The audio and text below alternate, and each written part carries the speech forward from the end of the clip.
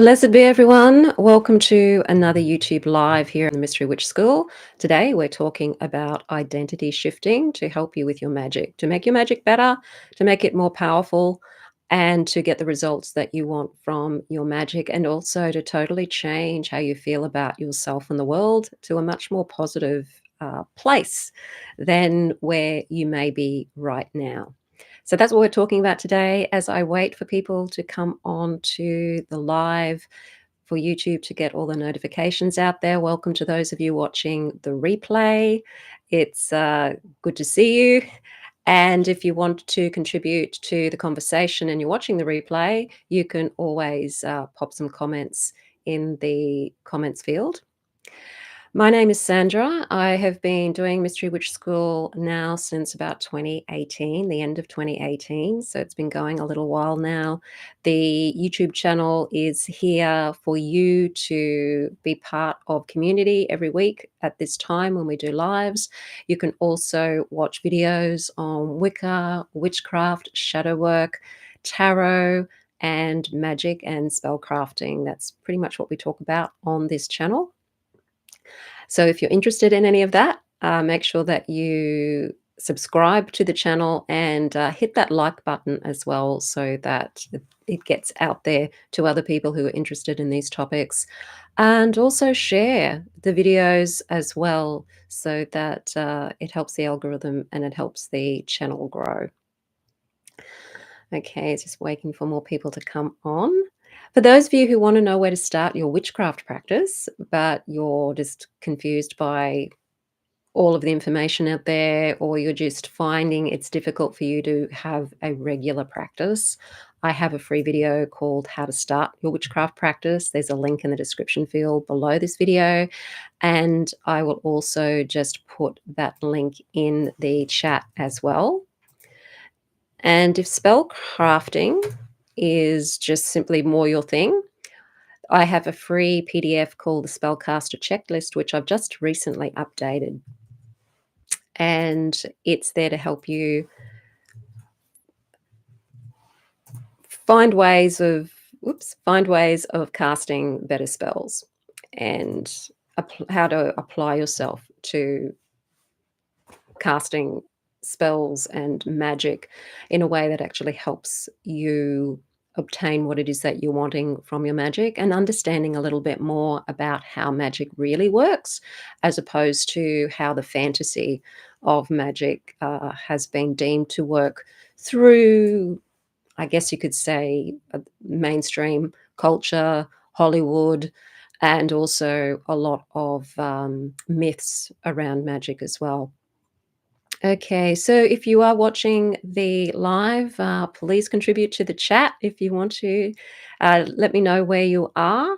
And we've got a solstice coming up at the end of the week too. So let me know which solstice you're going to be celebrating. If you are in the Northern Hemisphere, that will most likely be the summer solstice. And here, where I am in Australia, we're celebrating the winter solstice. And it's actually really cold here today.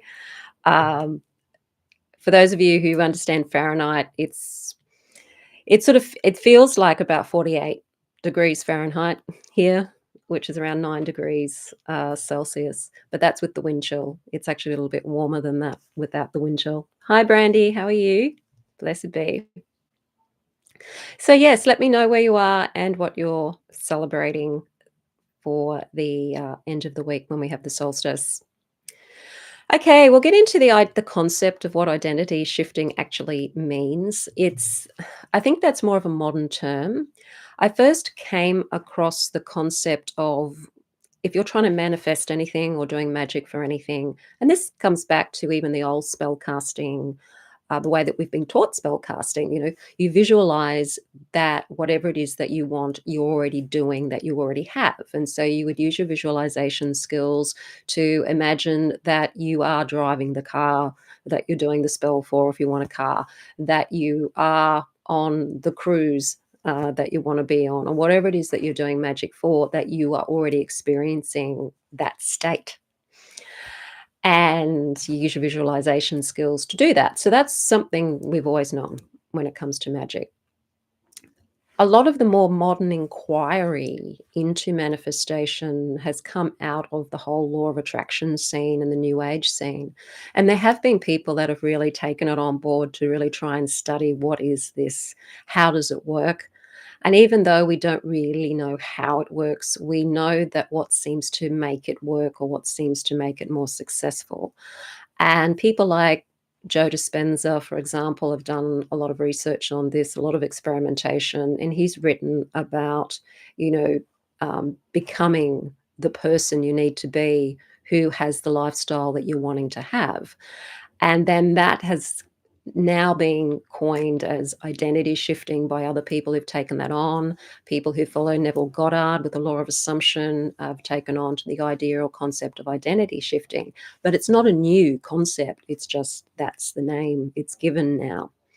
I'm now rereading a book called The Chicken Kabbalah by Londa Kett. If anybody's read any of Londa Kett's work, he's a really great writer and he's so entertaining. The Chicken Kabbalah is a really great book if you're interested in Kabbalah and you just want to know a little bit about what it is. He explains it in such a beautiful way and with a lot of humor in there as well. So I do recommend the book, The Chicken Kabbalah. I read it about 10 years ago now, and I'm rereading it again. And there's a lot in it that I didn't pick up, of course, 10 years ago.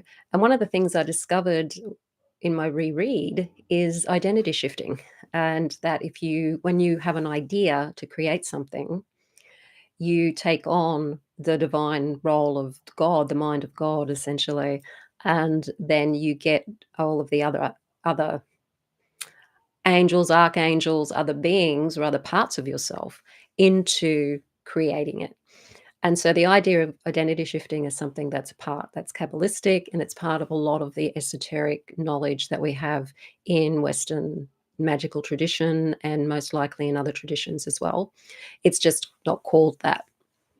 And the whole concept is that you have to be the person, you have to be in that state of being what it is that you're wanting to have in your life, who you're wanting to be in your life. And it's not that you have to become someone else, it's that you have to become you, the you that you have always been, that you haven't allowed yourself to be. And the identity shifting is about identity shifting back into who you truly are. And so I want to talk about that today. Hi, Maeve. Hi, Dwight. Richmond, Indiana. Awesome. And Kids of Silver, blessed be. Solstice celebrating the expansion. Yes, it's up there in the summer.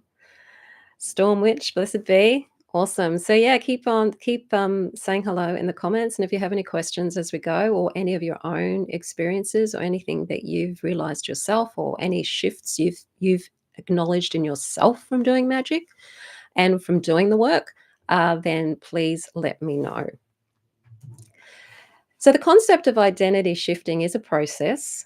It's where you are consciously trying to, and I won't say trying, you're consciously transforming your self-concept of who you are, which means changing your beliefs and your perceptions, which will change as your beliefs change, to align with your desired state, or that version of yourself that you know you are deep down inside, that for some reason or reasons you're not allowing yourself to become.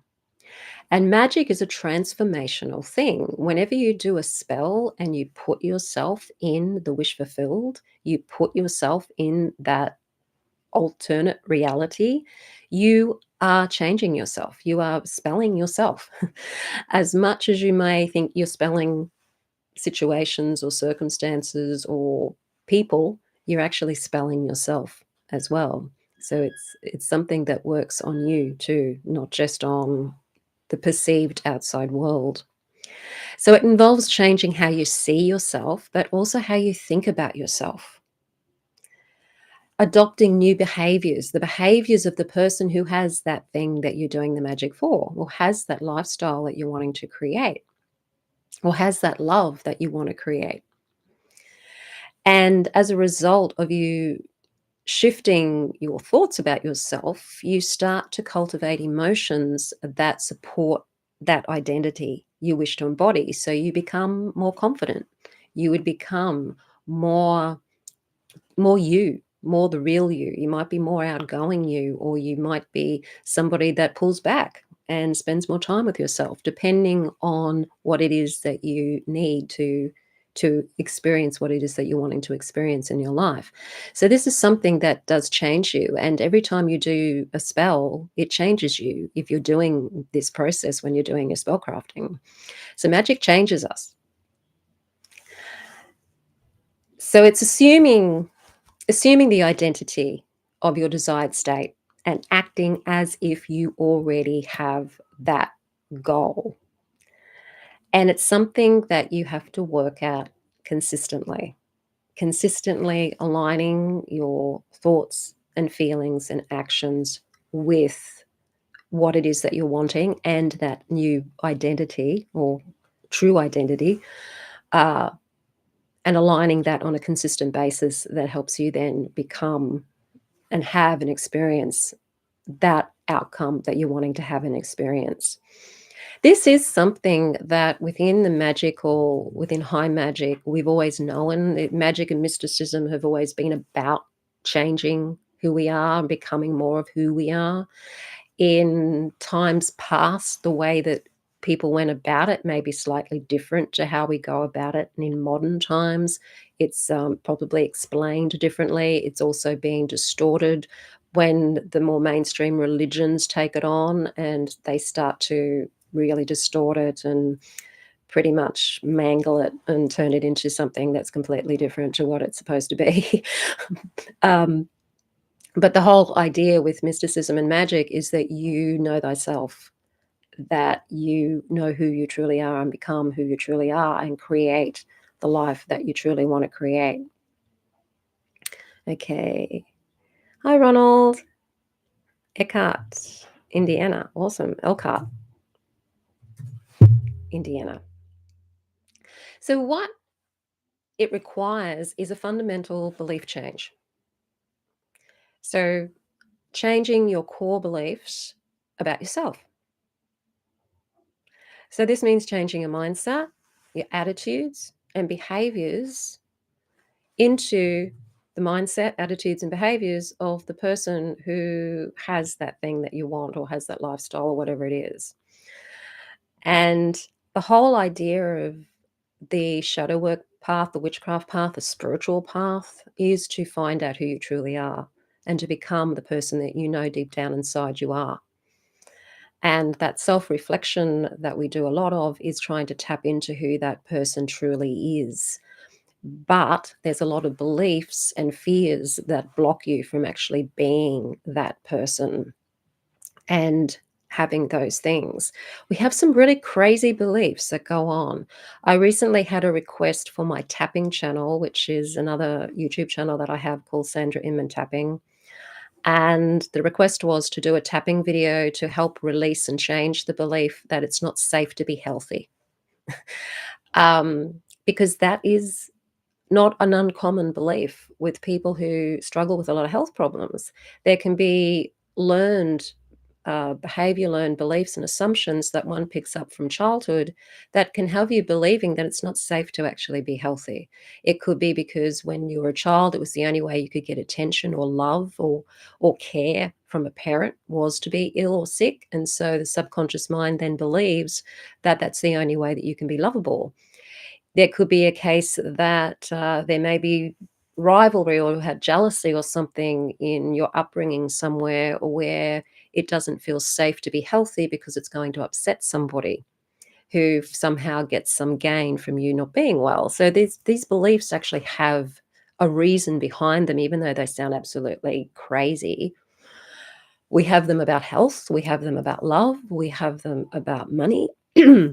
And prosperity, we have them about protection and defense, and we can have them about wellness, and we can have them about healing. So when you're doing healing magic, you have to become the person that is healthy, and is feels safe being healthy. So this is why that we do the shadow work, and I talk about shadow work a lot on this channel, because it is so fundamental to our magic and to our change. So if you're doing healing magic for yourself and you've got beliefs that are blocking you from feeling safe to be well and whole, then your magic's not going to work very well. It might work for a time, but it's not going to sustain.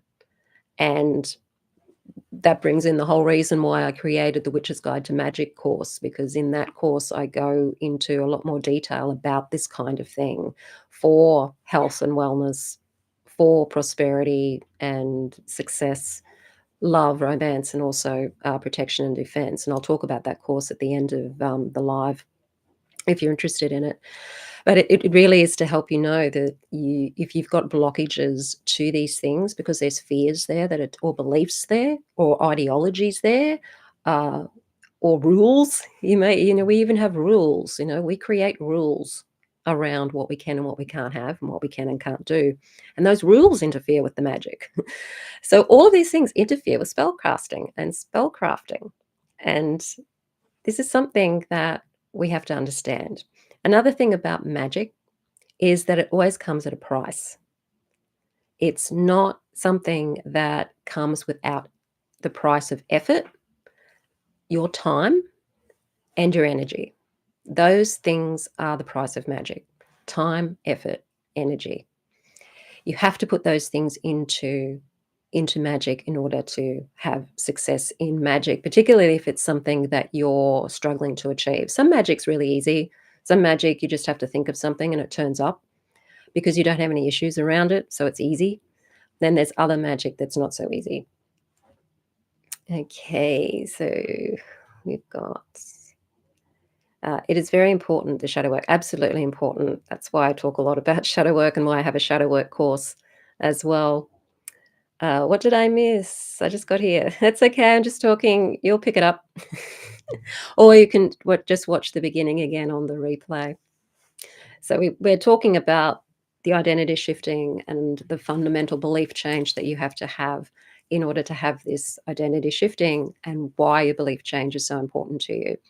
So it does require overcoming limiting beliefs, identifying what they are to begin with, and then finding techniques and practices and processes that can help you change that belief into something that is helpful to you and helpful to your spell desire, your spell goal, and addressing and transforming these beliefs. Okay. And when you do that, you start to change automatically. It's not like you have to force yourself to change. You change automatically by just knowing what it is that you're thinking and working with that.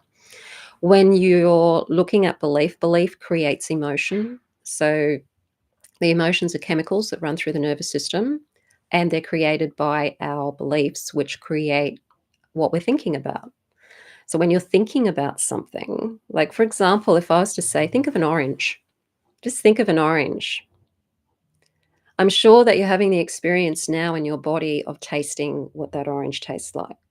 It may even be sending your stomach into a bit of a rumble or something, but you are having a physical experience of that orange right now, just thinking about the orange. Your body is reacting as if it's having an orange or eating an orange. Okay, even though you're not, you're just thinking about it. That is magic. That's what we do when we're doing spellcasting. We're imagining ourselves doing it, and the body will have a reaction to us doing that. So if you're imagining in love magic that you're having dinner with your significant other, and you're just imagining what it's like to have dinner with somebody, and you're really getting on and it really feels absolutely wonderful, you're going to have a bodily experience of that. And that's what helps change you. It changes your nervous system. It changes the chemicals running through your body. It changes your energy field. And that's when you start to bring into your proximity, into your sphere of availability, the significant other person that's going to end up resonating with that somewhere along the line in the future. You know that if you have a worry, like you're worried about something, how that puts your body into a state. You start to get muscle tension, you might get a headache, your shoulders might start to, cramp up, and start to come up, your body has a reaction to that. So you could even just experiment with imagining something that maybe even something in the past that happened that was not a pleasant experience. Your body's going to react to that memory. It's the same thing is it's going to react to something that's pleasant as well. So if you think of a pleasant memory that you've had in the past, your body's going to react to that too. The subconscious mind doesn't know the difference between what's real and what's imagined. So you're going to have a physical experience of it either way, whether it's positive or whether it's negative. So the goal with identity shifting and magic is to make it as positive as we can most of the time so that we can start to vibrate and resonate at that frequency. Another thing about our programming as humans or as any animal is that we are naturally inclined towards the more worrying side of things, the more negative way of seeing things, simply for survival's sake. So we tend to instinctively go to the negative, and that's something that is just a survival thing for us. The other thing about our biology is that we become addicted to the chemicals that run through our nervous system. So if you're somebody that's had a background of a lot of worry and a lot of anxiety, you're going to be addicted to those chemicals running through the nervous system, so that when you're not anxious, when you're not worried, it's not going to feel safe. It's going to feel not right. And it's going to be scary to not be anxious and scary not to be worried, because it's a chemical addiction. So once again, the identity shifting takes work because you've got to work against that and start to have the new way of being take over from that old way of being. So this is where, as I say, magic takes work, takes your time, it takes your effort and your energy to do this. Nothing is for free in this realm that we're in. Everything has a price. So you have to be willing to pay the price of time, effort, and energy to make these changes. Okay, Wolf Dude 1. Thank you for talking about all things, which, by the way, is appreciated. Awesome. Just thought about what it looks like. The taste didn't even cross my mind. Okay. Well, imagine that you're eating it and then see what happens. Fear is kicking at the moment. Yep. Okay, so your thoughts, beliefs will affect your emotions, and your emotions affect your behavior. So this is why we do stupid things, why we sabotage ourselves. While the magic may actually bring you something, it might bring you an idea, it might bring you a connection to somebody, it might give you an invitation to a party. The magic is going to bring you something, and your behavior is going to determine whether you allow that magic to then go through its full fruition. So your behavior around, are you going to go to that party that you're invited to? Are you going to make that connection to a certain person? Are you going to think more about that idea that you just got, for a side hustle or something, if you're doing prosperity magic? And are you going to follow through on that? Or if you're not, why not? All those sorts of things. This is where the behavior comes into the to go aspect of the 5 aspects of magic, where you've got to know, to will, to dare, to be silent, to go. That's where the behavior thing comes in. And it's our behavior that usually stops us from allowing the magic to continue and move in the direction it's wanting you to go in. It's like if we put a block up and say, no, I'm not doing that. I talk about this in my course, The Witch's Guide to Magic, that often magic will require you to change into the person you need to be to have that thing. It may challenge you to do something that's uncomfortable, that gets you out of your comfort zone, because it's the only way you're going to be able to have that thing or be that thing. So magic isn't always going to bring you things in an easy way. It can bring you things in a way that's going to challenge you. You might have to talk to somebody you're a bit scared of talking to. You might have to get out of do some work on social anxiety if social anxiety holds you back from being more social, and so that's why you're not meeting people and not having friendships and relationships.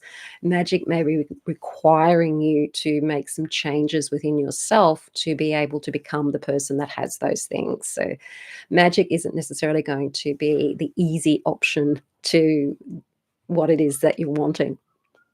Okay. Your visualization is very helpful. Okay, there's not a chemical addiction to negative thoughts. The neural pathways are stronger, but it's not the chemicals and it's not an addiction. The chemicals are created by the thoughts which work on the nervous system. Um, I think Joe Dispenza probably speaks about it better than I do. He probably explains it better than I do. He may explain the science of it better than I do. So, yeah, if you maybe go and look at Joe Dispenza's work, he talks about it that way. Um, and I get a feeling that Bruce Lipton may as well, but I'm pretty sure it's Joe Dispenza that I've got the information from mostly. Okay, Ivy, that's all right. It's not the thoughts. It's the thoughts create an emotional reaction. We react to our thoughts, and the emotions are what is running through the nervous system. That's what we're feeling in our body is emotion. We feel emotion in our body because the amygdala is going off and we're feeling something in the body.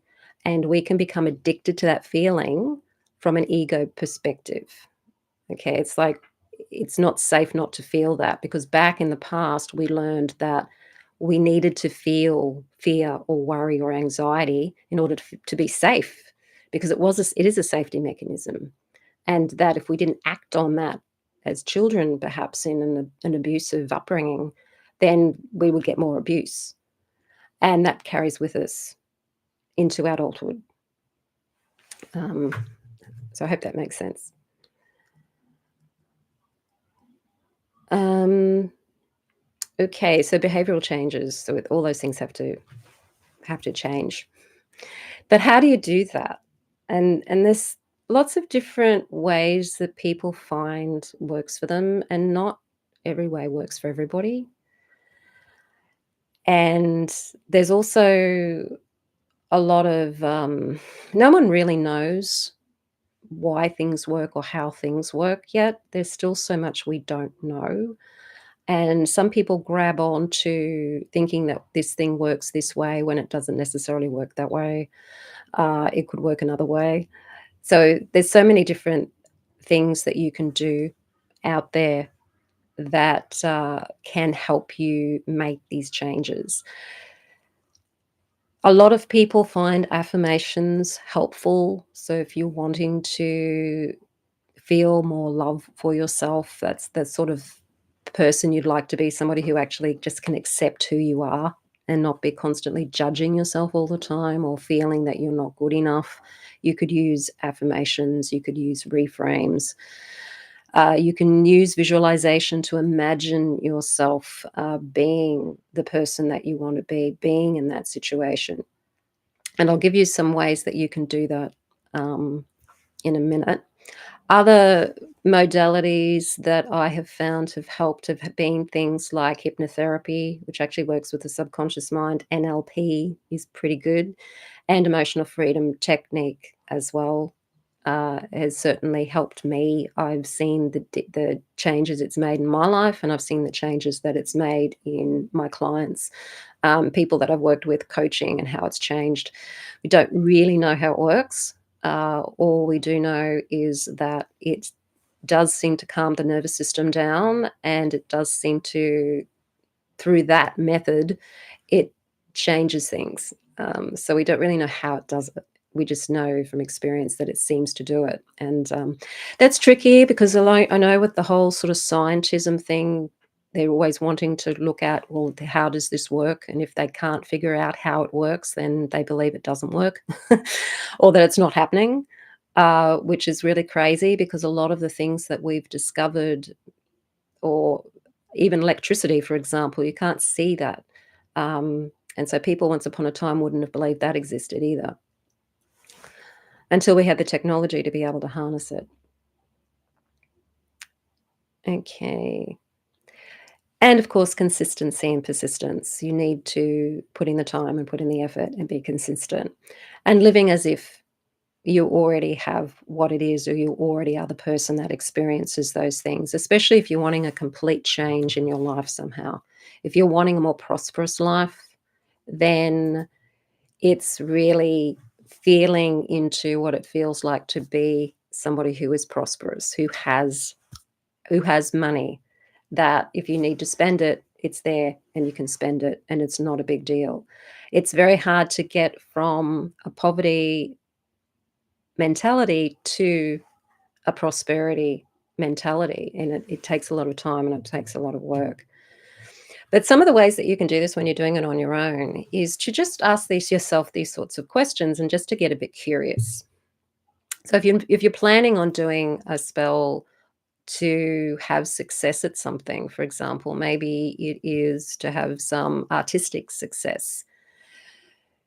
You could start to question yourself by going, how would you walk if you had all of the money and all of the success, whatever it is? Like if you were, say, you're a musician and you want some regular gigs, how would that change the way you walked? If you knew that you had those gigs coming in, if you knew that you had all of that happening for you and that, people were booking you all the time, how would you walk differently? Because you probably would walk differently because you'd feel different.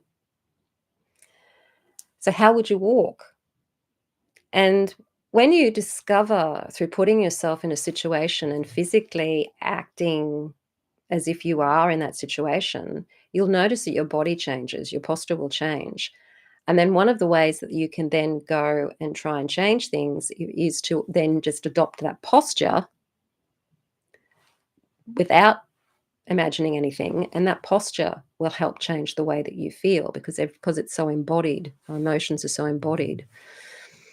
Ask yourself the question, how would you hold yourself when you're uh, cooking dinner, for example? If you knew you had all of the resources that you needed, that you had all the gigs you needed, that you have the success with record contracts and all of that sort of stuff, how would that change the way you cooked dinner?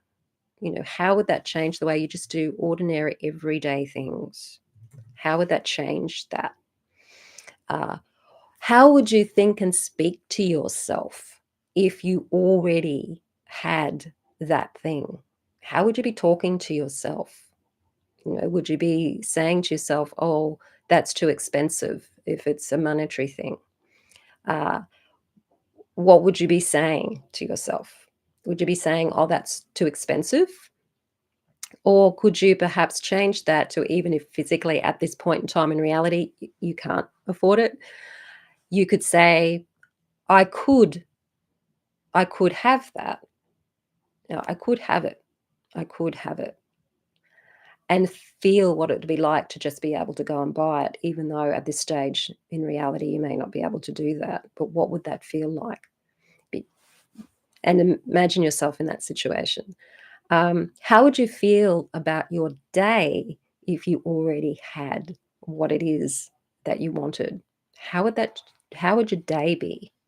So it's by putting yourself in your imagination on a daily basis and asking yourself these questions throughout the day that helps you start to make the changes, because you're starting to think about and what it is that you're thinking and doing. You're starting to observe yourself. You're starting to get to know who you are and what you're doing and how you may be sabotaging yourself. So if you do a spell, for example, and it's a love spell, and you get an invitation to a party, does the old you want to not go because you don't like parties? Maybe you're an introvert and you don't like a lot of people around.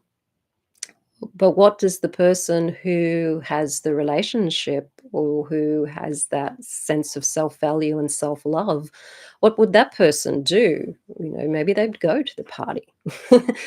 That kind of thing.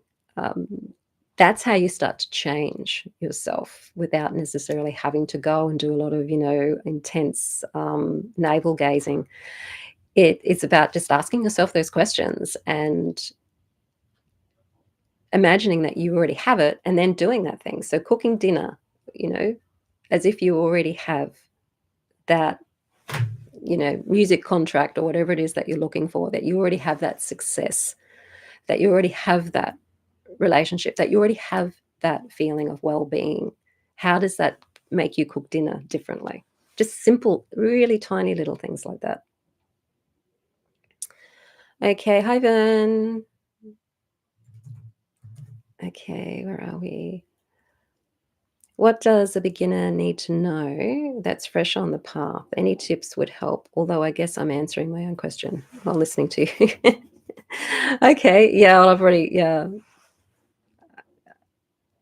Well, I'm giving those tips, I guess. That's what I'm doing right now. From Spain. Okay. New York. Okay. Sorry for being off topic. Does your altar have to be within a circle or can it be against the wall? It can be against the wall. Yeah, look, a lot of people don't have the luxury of having a big space. Mine's against a wall. You can always move it into the circle if you've got space, but I have mine against the wall. The circle doesn't necessarily have to be confined to the room that you're in. If you're doing a circle, remember, it's an energetic thing, so it can go through walls. Okay. I'd walk with humility and true strength of character if I had all the money in the world. Yes. So when you remember that, if you're doing money magic at the moment or prosperity magic, do that. When you walk and you remember, walk that way. And that will get it into your body and also get it into into your nervous system, as into your subconscious mind, into your into your body. And you'll find that it might be uncomfortable at first. There might be beliefs that you get that tell you you're being silly or you're not being realistic, what we call tail enders, where you're trying to do like a positive affirmation and then you get the negative thing at the end going, oh, this is a load of crap kind of thing, or you could never do that. Just allow those things to be there. Keep doing the exercise anyway. And the more that you do that exercise, the less those little gremlins will be being gremlins at you. So it's almost like you've got to feel the fear and do it anyway. And if it doesn't feel comfortable to walk that way, then walk that way and be uncomfortable at the same time, because the discomfort is just that part of you saying you don't deserve it, you shouldn't have it, it's bad to have it, whatever the beliefs are. That's just those going off. Okay, you just keep at it, and that does change you. It's just consistency that will help you change that. There are other ways that you can do it quicker, like doing EFT or doing hypnotherapy or doing NLP. But if you're doing it on your own, that is a way of doing it. And it does work because I've used that method on myself. Visualization in combination with deep breathing helps with manifestation. Yeah. Putting yourself in that nice relaxed state that deep breathing does for you. Yeah. So, and how would you speak to yourself? How do you speak to yourself? Do you often tell yourself that you're an idiot, or that if you do something, you go, oh, I'm an idiot, or something like that? It's time to stop doing that. And even if you do something wrong, you're just acknowledging you did something wrong and just moving on. If you're wanting to become a more confident person and you're doing magic for more confidence, really take notice of how you're speaking to yourself and how you hold yourself. How does a confident person walk? That kind of thing. And what would you talk about? So when you're talking to people, how would what you talk about change? That's a big one, because we often talk about the negative things and focus on those things. What would you talk about? How would it be different if you were the person you wanted to be? If you're doing magic for a particular thing that you're wanting to change in your life, how would you compliment? What would you compliment others about? So if you're complimenting people, are you complimenting people? Do you tend to criticize people negatively more so than compliment people? And why is that? Where is that coming from?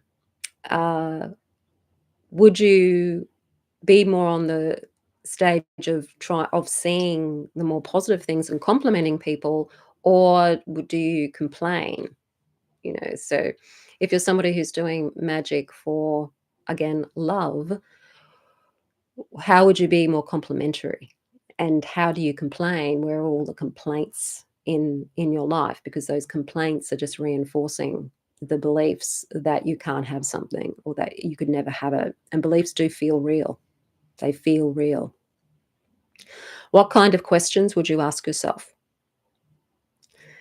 And when you start practicing things, these things will start to happen automatically. You'll start to notice that you are being more positive towards yourself. You are being less judgmental towards yourself. Uh, Take note of your beliefs. Do you often have the belief of why me, or why does it always have to happen to me? Can I even do this? These are limiting beliefs. You could change those to, well, what if I could do this and be safe at the same time? Uh, it could be, why am I? This is the one that I've got from the Gallery of Magic. I don't know if anybody's followed the Gallery of Magic, but um, one of the processes in their wealth magic is to start off the whole shebang with the question of, why am I so wealthy? How did I come to be so wealthy? And it's just something that when you think of it, you say to yourself. You don't meditate on it. You don't think about it. You just say it. And this is coming from, that aspect of questioning ourselves differently and asking yourself, why am I so wealthy? Now, you may not be necessarily wealthy financially at this point in time, but you may be wealthy in other ways. You may be wealthy in your health. You may be wealthy in that you have a certain element of freedom to come and go. There may be things where you do have a wealth of something. So what does that feel like to be wealthy? What does that feel like to put yourself in the scenario of experiencing wealth in general? And just allow yourself to feel what that feels like in your body, and allow yourself to hold that in your body. And when you're doing your spell casting, uh, take that stance in your body, take that posture in your body. So put yourself in your imagination of, what does it feel like to have that thing, to be that thing? How would I sit if you're sitting doing spell casting, or if you're standing and you're doing your spell casting? How would I stand if I already had that thing? So you take it on physically. You're taking the whole thing on. And if you really are in the identity of the wish fulfilled when you're doing your magic, your body's going to automatically go into that stance anyway, and your emotions are already going to react to what it is that you're thinking. So you're going to have that happen anyway. Then look at your rules. What are your rules about money, particularly? There's a lot of rules around money.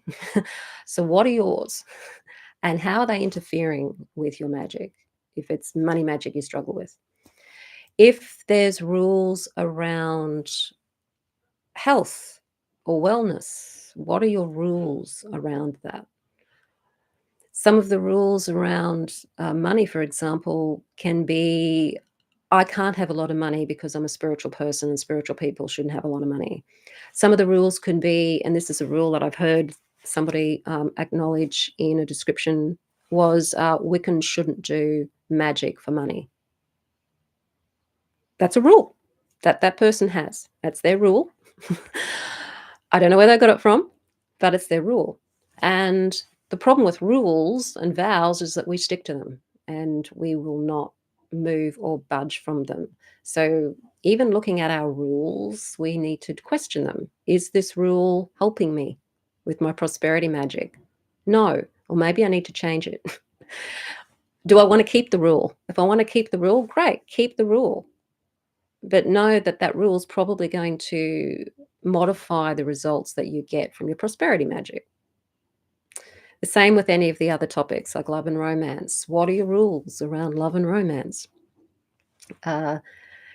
Is there any rules there that may be actually stopping you from being able to be less critical of the other person? Do they need to be perfect in some way?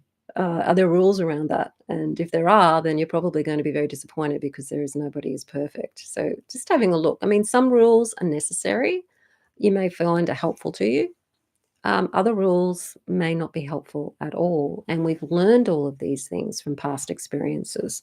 So looking at your rules too can help you understand, and changing them will help you change your identity to becoming more of the person you need to be to have what it is that you want to have in your life. So it's just modifying your mindset around who you are and stepping more into the person you truly would like to be. You may, I think most people want to feel healthy and well. Most people want to feel a sense of self acceptance and to feel a connection with other people. Most of us want to feel that we have the ability to protect ourselves and to confidently move through the world feeling safe and to be able to go here, go there safely. Most of us want to feel like we have the resources we need, the physical resources we have, including money, to do the things that we want to do and have the things that we want to have. I think most of us want that. So, where are the rules that may be interfering with those things that aren't helpful to you? And questioning those, questioning ideologies around things. Our ideologies are very limiting. And that is another thing to question, is what are your ideologies around money? What are your ideologies around love and romance? And just questioning them. And how is this helping me? How is this not helping me? The person that you see yourself as, that you know deep down you are, that if you allowed your imagination to run away with you and you imagine the perfect day in your life, what your perfect day in your life would be, or maybe what your perfect week would look like if you want some variety, then what does that person have to think and believe in order to be there? What do you need to think and believe? One of them is probably that you have the capacity to do that. One is probably that you deserve it. One of the beliefs is probably that you have a right to be in that situation, and other beliefs could be, what I'm doing isn't harming anybody, so if anybody does get upset with what it is that I'm doing, then why is that a problem for me? Should it be a problem for me, or is it their problem that they have to own and they have to deal with? So I hope all of this makes sense, because it is about making those changes within ourselves, and the whole connection between what we're thinking and how that affects our nervous system, and how that affects our body, and how that affects our behavior. Okay. My sacral and solar plexus have been blocked a lot in the past, leading to low self worth and lack of creativity. And I've been making efforts to change that with different therapies. Awesome. Yeah. So, your sacral chakra and solar plexus, your sacral being about desire and what it is that you want. Very manifestation oriented, the sacral chakra. It's about, pleasure and emotion and feeling and desire, right? And then your solar plexus is your power center. So it's how confident are you with those desires? How confident are you with knowing that you can have the things that you want to have, and be happy and healthy? I know that some people get a bit concerned that if you're looking at desire and thinking, well, what happens if you've got really negative desires and they're harmful in some way? If you're on the more mystical, magical path and you are really in tune with your higher self, the desires that you are going to discover when you start doing the work is going to be much more on a more live, a more of a positive aspect. You're going to find that what changes is that you become more closer to who you are on a higher self level than the ego. That a lot of the negative desires and those things tend to pertain more to the ego and to the distortions that go on when you've had a crazy upbringing, or there's compensation there that the ego is getting involved in. It's about know thyself is about knowing who you truly are underneath all of that. So you'll find that your desires may change as you progress through this too, that there may be things that you thought you wanted that you don't want anymore because they're not going to bring you happiness. And so you don't need them anymore. So you don't need to worry about doing magic for them anymore. So this can change you to where you may even change what you want. And realize that I didn't want that after all. That's not actually what I wanted. I only thought I wanted that. Or I wanted that because I thought that's what I'm supposed to want, or what I was told I'm supposed to want, or what so and so wants me to want. But actually, I want this instead. And so this is about self-discovery too.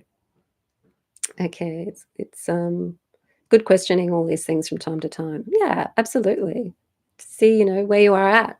And that's the whole point of doing magic and understanding how spell casting actually does work. That it's not as simple as just doing a spell for something and something happening. It can happen like that if it's easy magic. If you don't have a problem with something, you can do a spell and it comes, bang like that.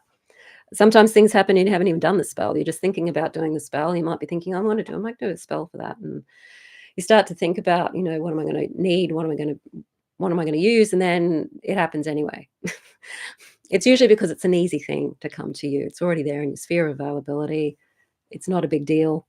It's easy to come. But some things take more work. And if you want a huge lifestyle change, then generally you have to change who you are at the moment and become more of who you truly are in order to have those things and be the person that has those things. So it's a self-discovery process. And through your self-discovery process, you may realize, as I said just before, that you didn't actually want that. That's not actually what you wanted. It was something else that you thought that would bring you. But now you realize it's not that that's going to bring it to you. It's actually something else that you're doing within yourself, or feeling within yourself, or experiencing within yourself that's actually bringing you. We tend to want things because of the way they'll make us feel. So we think, okay, if I had, $20 million, then I'd feel safe. I'd feel secure. I'd know that I had what I needed to have, and I wouldn't have to worry about money ever again. And I'd be able to give it to whoever I wanted to give it to, and I'd be able to create, something from it, and I'd be able to do all these wonderful things. Great. And there's nothing wrong with aiming for that. But then you may find along the way that as you do accumulate more financial wealth, as you do accumulate more of a sense of being wealthy, that it's not actually so much, it wasn't really the 20 million you needed. It might be just, it may take a turn into another direction, and you realize that feeling you were looking for was actually something that was inside yourself all the time, and that wasn't the money that you needed to bring you that feeling. So there's all these weird things that can happen from doing this and doing magic. It's a real self-discovery thing. So you're not always going to stay on the path you think that you're on. You'll often go off and meander into something else, which is fine. It's all part of the learning process. Okay, so my new course, The Witch's Guide to Magic, is a short course. It's one of the mini courses that you can do to become better at spell casting in love and romance, protection, defense, prosperity, success. And by success, I mean success in any area that you need success in, like success meaning the achievement of what you set out to do. Simply, that's the definition of it.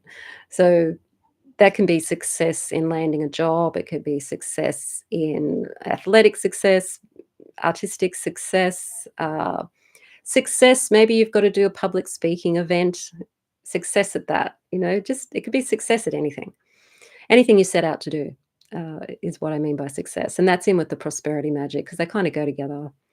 And I think I said love and romance, and also health and wellness as well. So those are individual modules on all of those topics individually, so that you can focus on that thing and why you might be great at love magic, but you're really crappy at prosperity magic. Or maybe you're not that great at prosperity magic and you're not that great at love magic, but you're really good at protection magic. And why is that?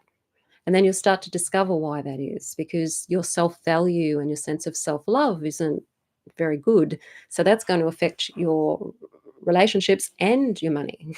So you're learning these things about yourself and learning how to change that so that you can be um, balanced across all of those things. So I'll put a link to that course in the description field below this video. And I also have the Mystery Witch School 101 course, which is the course on Wicca and witchcraft. So that is really coming into the spiritual path and walking the spiritual path on a daily basis, connecting to yourself, who you are, discovering more about who you are, connecting to your energy, doing energy work, connecting to spirit, connecting to the god and goddess, learning about the lunar rites, the sabbats, and casting circles, working with the different tools, and doing that self-reflection of shadow work. So that's a course that's more intense, I guess you could say. It's not just about magic. There's magic in it. There's 3 modules on magic in that course, but its focus is much broader, and it is on bringing this work into your life on a daily basis to give you that connection to who you are and walking that path of connection to self, spirit, and of course to nature at the same time. So that's the Mystery Witch School 101 Academy. Okay, everyone, thank you for coming and have a wonderful week. Have a wonderful solstice. And I will see you next week at the same time. So blessed be.